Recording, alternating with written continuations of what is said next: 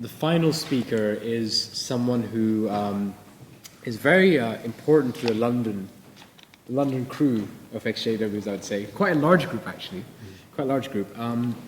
In fact, Terry Sullivan, who's one of our speakers and currently does a lot of work within Faith to Faithless for the community stuff, and that's what she's focusing on. I think set that up with you, and now you do it. I mean, I'll let you start, basically. Yeah. Steve, could you just put your hands together for Steve, please?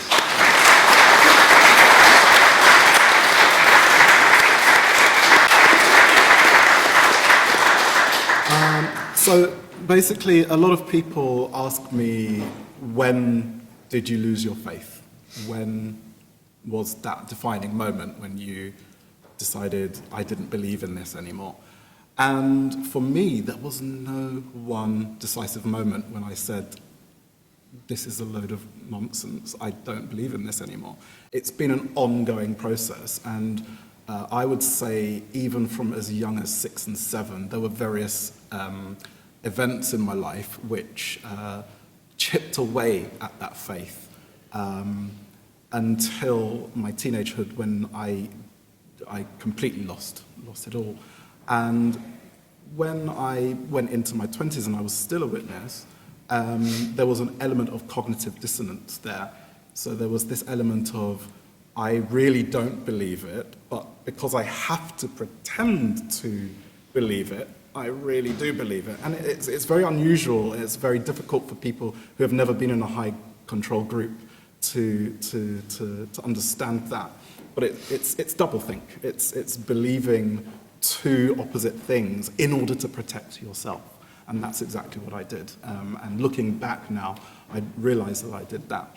And I did that because I had so much to lose. My family goes way back in the Jehovah's Witnesses. I'm 4th generation. Oh, bloody hell. Yes. Yeah. So my great-grandfather found the truth, the religion, in Jamaica in it would have been the late 1800s, yes.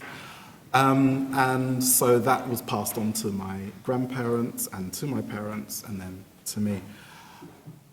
So yes, my family has been in there a long time. The majority of my family at one point have been either witnesses or associated with the witnesses. In 1975, as many of you may know, the Jehovah's Witnesses predicted that the end of the world was going to come. They did it in a way that, was not very definitive. They didn't say, yes, this is the end of the world, but they laid down hints, and they said that something important was going to happen. And my grandmother had 6 children, and one of whom was my father. And during that period, after 1975, when nothing happened, when the end of the world didn't come, all 5 of my father's siblings left the religion.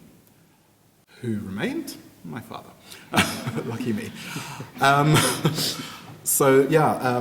He was the only one of the siblings who stayed.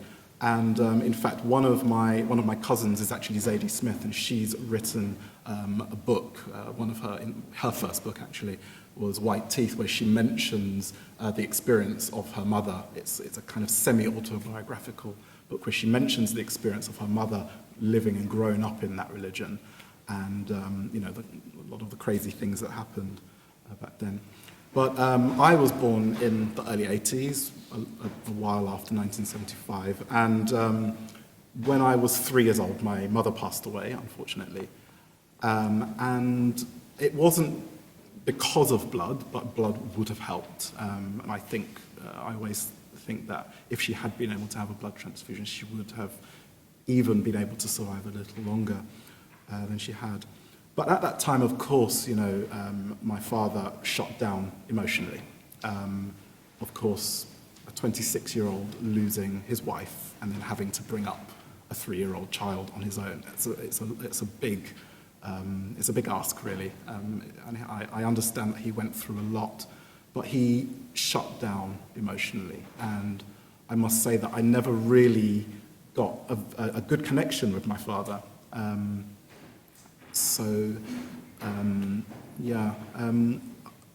when my mother passed away, I actually believed that she was in heaven. I thought that she was one of the anointed, which is one of the 144,000 people who go to heaven. I used to pray to my mother until I was caught by my dad and promptly told to stop because you can only pray to God through Jesus. Oh, no. You know, such is the mind of a child, you misunderstand these things. I did remain quite close to my mother's side of the family. I would visit my grandmother, who recently passed away, and I would visit my aunt and my cousins. But as I grew up, and probably around 7 years old, I realized that there was something different about my sexuality. I realized that I was gay. And I think my sexuality specifically, was one of the things that actually helped me, because in a way I was able to realize that, first of all, I had to plan every moment of my life. I had to be very, very careful about how I acted, how I spoke, who I saw, and things like that. So it actually really helped me to gain perfect control over my life, and I had control over everything. I pretended to be much more spiritual than I was in order to protect myself. I would give talks, I would, quote scriptures, and, I would be the model Jehovah's Witness. I got baptized, full well knowing that I didn't believe in it. I gave public talks. I never became an official ministerial servant, but because I joined a foreign language congregation later on, I used to give public talks, and I used to take groups and all of the different things that ministerial servants do. So I was unofficially a ministerial servant in that congregation. There was a couple of anecdotes that, although I haven't experienced abuse or anything like that, but there's a couple of anecdotes to really show you how crazy being brought up as a Jehovah's Witness really is. And one of those experiences was when I was in primary school, around 8 years old, and I borrowed a book, a Roald Dahl book from the library at school, and it was The Witches. Yes, The Witches. And I was completely innocent, didn't think that there was anything wrong with this. And I got home, put the book in one of those clear plastic folders that you have in primary school, and went to do my homework. While I'm doing my homework, I hear this almighty crash from upstairs, thinking, what on earth is going on? I run upstairs to my dad's study, and all of the theocratic books, the books that the Jehovah's Witnesses produce, were on the floor, and the bookshelf had fallen down. This is really strange. I thought, what's going on? I said to my dad, what on earth is happening? He said, oh, there's demons in the house. The demons have done this. Demon? Like, where did you get this idea? He said, well, something has been brought into this house. Something demonic has been brought into this house. He said, Steve, have you brought anything demonic into this house? I said, I don't think so. My mind, went back. No idea. He says, I think you do know. Couldn't put my finger on it. So, of course, my dad went into my room, and he made a show of kind of, looking for demonic things. Oh, is it a Ouija board? Is it, what is it? Aha! There we go. The Witches by Roald Dahl. I said, oh, it's just Roald Dahl. Come on, BFG, Matilda, it's just Roald Dahl. He said, no, it's The Witches. It's about witchcraft. You cannot have this. So he went outside and he started a bonfire. Yes, he did. Was it like a single book bonfire? So like single book bonfire. There was an area in our like garden that we saddest used to burn things, So he decided to burn this book, and he told me these stories about how when he, he wanted to become a ministerial servant, he had to destroy all of his records. He had to destroy all his record collection and give up so much in order to serve God. And I was just dumbfounded, and for a while I believed him for about an hour. But, you know, I was very young and I was very astute, and I thought, there's something else going on here. And for many, many years, that incident went through my head. It went, you know, through my head, and I always wondered, you know, was it real? No, it can't have been real. There's no such thing as demons, you know, this is ridiculous. Even at that young age. Eventually, I had a massive argument. When I came out to my dad, actually, I had a massive argument with my dad, and he admitted to me that he made it up. He had seen the book in my folder, and he decided that he was going to teach me a lesson, very similar to the lesson that Lloyd's parents decided to teach him. So yeah, very, very strange. You know, demons everywhere, trying to put children on edge to really fear demons and to push you into worshipping God. Another example, another anecdote, is unfortunately, when my mother died, there was a lady who used to look after me, and her son used to attend the same primary school as I did. And she used to look after me, and she would collect me from school when my dad was working, and I would go to her house and, you know, play games with her son and everything. And unfortunately, she was suffering from depression, and eventually she took her own life, and I received the call from another elder in another congregation. I received this call. I was probably about 16, and my dad hadn't yet come home, and I was thinking, you know, how am I going to tell my dad this really terrible news? He's going to be devastated. When he finally came home, I said, Dad, you've got to sit down. Oh, no, why do I have to sit down? I said, well, it's big news, it's quite bad news. This sister, has taken her own life. He said, why are you crying? Why are you crying? There's no need to worry, you know, she will be resurrected. And I said, but Dad, it was a suicide. He said, okay, let's go to these bound volumes, the bound volumes of Jehovah's Witness literature, and see whether she really can get a resurrection. I was livid. I was so angry. It was the first time I'd actually exploded with anger at my dad, because I had my emotions so under control. But I was so angry. I slammed the door. I actually broke the door off its hinges.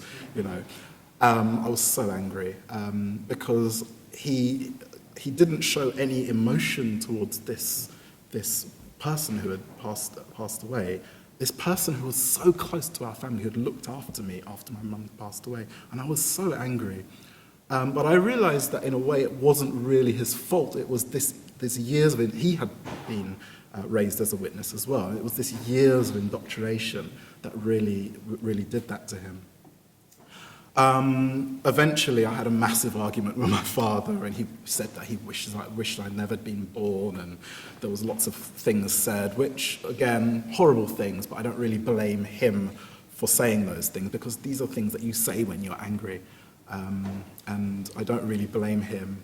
I really blame the Watchtower for you know, causing people to think in these very strange ways. Eventually, I moved to France. I mean, I decided to go to France, and I spent a couple of years there. And just to really just get away from this environment of indoctrination. And I found that when I moved back to the UK, I found it very, very difficult to sit in meetings. It was almost impossible for me to sit in meetings after having learned so much about life, being on my own for a couple of years in France as a teenager, in my late teens. I had been reading many different books. I'd finally got the courage to be able to read, Richard Dawkins, Sam Harris, Daniel Dennett, those kind of books. And yes, I know. And even, Crisis of Conscience by one of the ex-governing body members of the religion. And, when I got back from France, of course, I had all of these books, and my dad finally found them, and, it was a big deal. And I had my judicial committee, are you an atheist? No, I'm not, And also at the same, in fact, it was about the same time that he had found out that I was gay as well. So I had the judicial committee with the elders of my congregation. And I denied everything. And I avoided getting disfellowshipped. I did.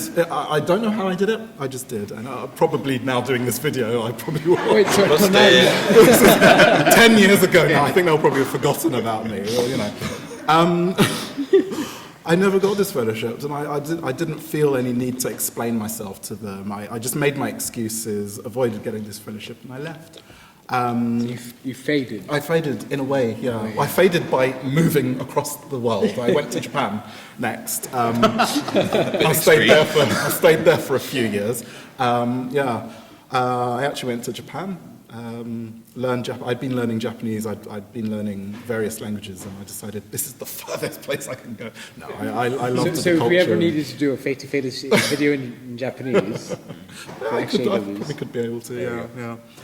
But while I was away, actually, in fact, while I was away in France, a childhood friend of mine, who, in fact, we grew up together, and he was born in the religion, and we grew up together in the same congregation.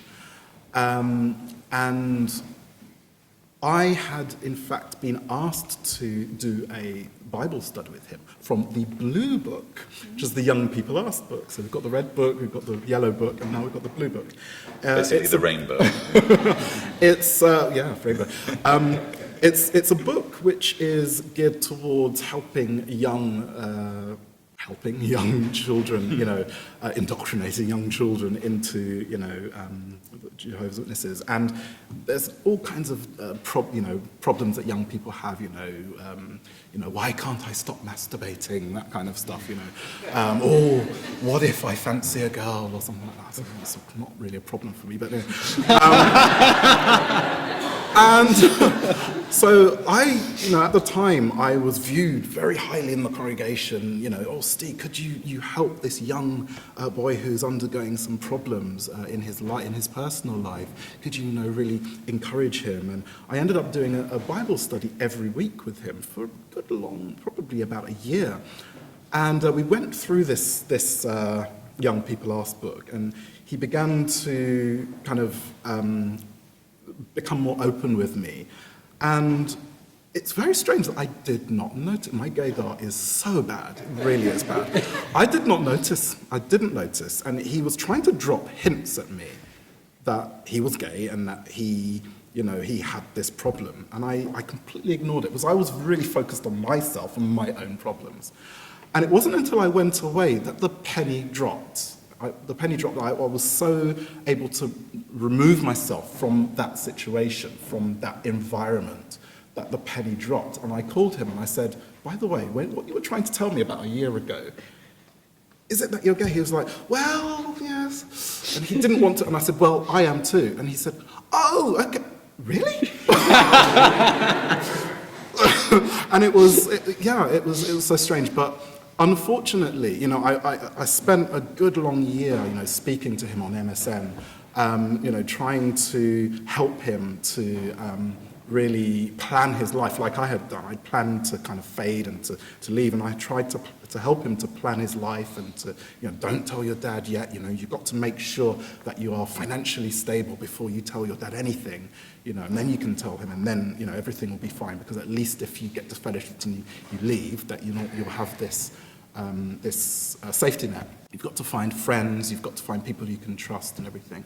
Unfortunately, he ended up, telling his father, and his father hired another witness, another brother in the congregation, to really try to convert him. So he underwent gay conversion therapy. And I spoke to him 2 days ago, asking him, can I mention your story? And he said, yes. He said, if it can help anyone else, he said, please do mention my story. And he went through a lot. I won't go into details of what was said or was done, but he was shown all kinds of different images and really went through a very, very traumatic time in order to try to convert him. Happily now, he's completely free of the influence of the witnesses. He still sees his family from time to time, as do I. And he's getting married very soon. He just got proposed to, and I'm really happy for him. But the influence that the Jehovah's Witnesses have, and the audacity that they have to interfere in people's lives, interfere in children's lives, and to ruin people's lives, really is absolutely awful. And I'm very lucky that I haven't been through such extreme negative experiences in the witnesses, but I know many, many people who have, both personally on a one-to-one basis and through the work that I do with the Meetup group and the Facebook group. I took main control of running the Meetup groups about probably 6 or 7 years ago, and now we run meetups. We have meetups in pubs. We attend events like this. I even do a tour of the British Museum and a tour of the Natural History Museum to kind of help ex-JWs and others to really understand the science of evolution, and also to kind of debunk some of the strange watchtower beliefs in the end of the world prophecies and things like that. So yeah, that's it really. Thank you very much.